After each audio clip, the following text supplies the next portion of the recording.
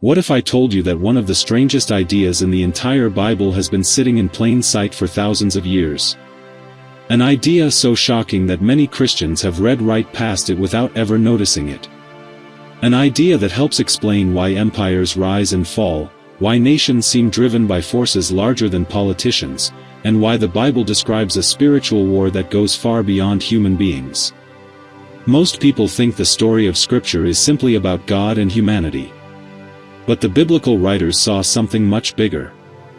They believed there was a heavenly government, a divine council, a supernatural assembly operating behind the scenes of history. And according to one of the oldest passages in the Bible, the nations of the earth were once divided and assigned to heavenly rulers. That sounds unbelievable. Yet it is exactly what Deuteronomy 32 appears to describe. The passage says, "When the Most High divided the nations, he fixed their boundaries according to the number of the sons of God." Think about that for a moment. Not according to kings. Not according to armies. Not according to political leaders. According to the sons of God. Who were these beings? What authority were they given? And what happened that caused the entire system to collapse? The answer takes us back to one of the greatest turning points in human history. The Tower of Babel. After humanity rebelled against God, the nations were scattered across the earth. And according to Deuteronomy 32, something happened behind the scenes that most people never notice.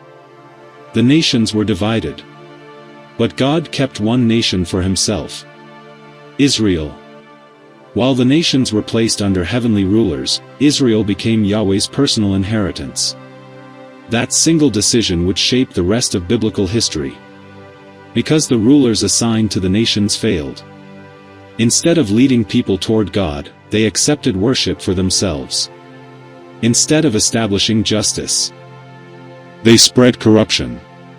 Instead of serving heaven's purposes, they rebelled. And suddenly the Bible begins to make sense in a completely new way. The gods of the nations. The spiritual princes in Daniel. The rulers and authorities Paul warns about. The powers of darkness behind earthly kingdoms. These are not random ideas scattered throughout Scripture. They are all connected. The Bible is telling one story. A story of heavenly rebellion. A story of corrupt spiritual powers. And a story of God's plan to reclaim the nations. This is why Psalm 82 is so important. It shows God standing in the divine council and putting those rulers on trial. He accuses them of injustice. He condemns their corruption. And then he announces their judgment. The verdict has been given. The rulers of the nations will fall. But if that is true, then a question remains. Who will replace them? The answer is Jesus. When Jesus appeared, he did not come merely to save individuals. He came to reclaim the nations.